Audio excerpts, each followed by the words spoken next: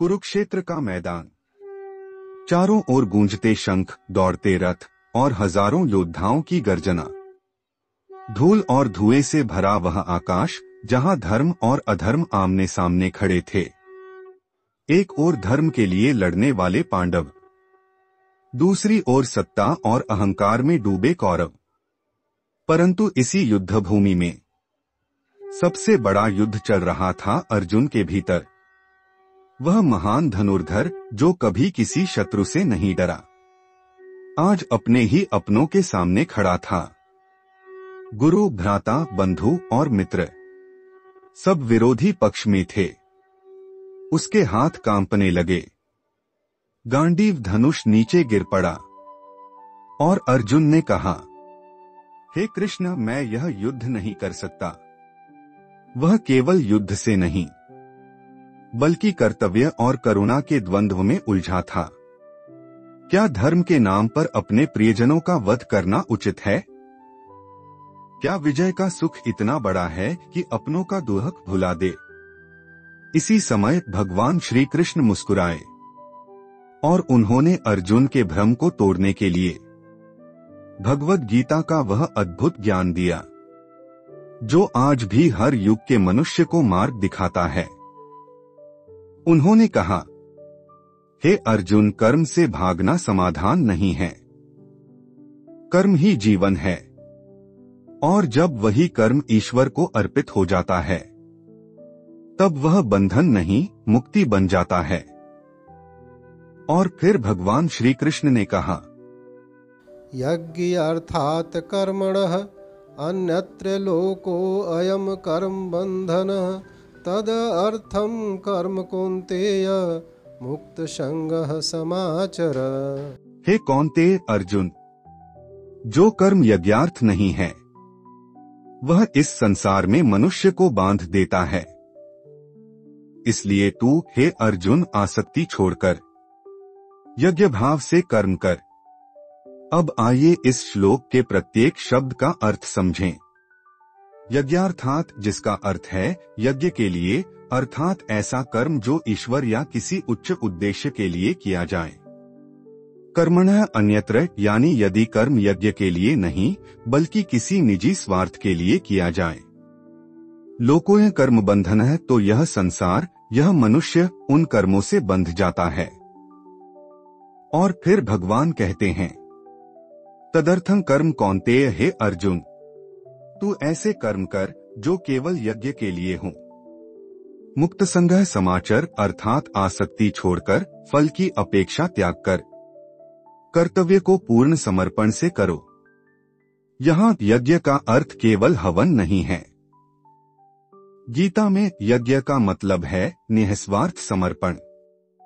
जो कार्य किसी उच्च लक्ष्य, किसी सेवा या ईश्वर की इच्छा के लिए किया जाए वह यज्ञ कहलाता है।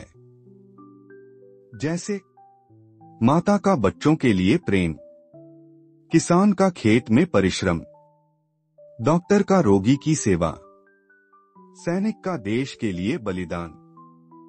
ये सब यज्ञ हैं यदि इनका उद्देश्य केवल स्वार्थ नहीं बल्कि कल्याण है। अब सोचिए, जब हम काम करते हैं फल की आस में तो मन उस फल से बंध जाता है। यदि सफलता मिली तो अहंकार, यदि असफलता मिली तो निराशा, और यही बंधन हमें दुख देता है। पर जब वही कर्म ईश्वर को समर्पित हो जाता है तो वह पूजा बन जाता है। उसमें परिणाम की चिंता नहीं रहती, क्योंकि तब हम जानते हैं कि यह सब प्रभु की लीला है और हम तो मात्र साधन हैं। भगवान श्री कृष्ण यही सिखाते हैं कि मनुष्य कर्म से भागे नहीं बल्कि कर्म में ही भक्ति खोजे। हर कर्म को यज्ञ बनाओ, हर दिन को साधना बनाओ। देखो, सूर्य हर दिन उगता है, धरती को जीवन देता है, पर उसने कभी कहा क्या मैं कर रहा हूं? नहीं, वह देता है पर कुछ मांगता नहीं। वह भी यज्ञ भाव का प्रतीक है। जब मनुष्य भी वैसे ही निस्वार्थ भाव से कर्म करता है तो वह भी उसी सूर्य की तरह बन जाता है, दूसरों को प्रकाश देने वाला पर स्वयं आसक्ति से मुक्त। यही है कर्मयोग का रहस्य। कर्म करते हुए भी संसार में रहना, परंतु मन से संसार के बंधनों से ऊपर उठना। भगवान कहते हैं, कर्तव्य करो अर्जुन, परंतु यह मत सोचो कि मैं ही इसका करता हूं। जब यह भावना आती है कि प्रभु जो भी मैं कर रहा हूं वह आपके लिए है, तो वह हर कार्य पूजा बन जाता है। यह संदेश आज भी उतना ही उपयोगी है जितना कुरुक्षेत्र में था। हम भी हर दिन कर्म करते हैं, कार्यालय में, घर में, समाज में। यदि हर कार्य को ईश्वर को अर्पित कर दें तो हमारा पूरा जीवन एक यज्ञ बन सकता है। कर्म ही पूजा है, यदि उसमें स्वार्थ न हो। जीवन ही तप है, यदि उसमें समर्पण हो। और यही है गीता का रहस्य। यज्ञार्थ कर्म, निष्काम भाव से किया गया कर्म।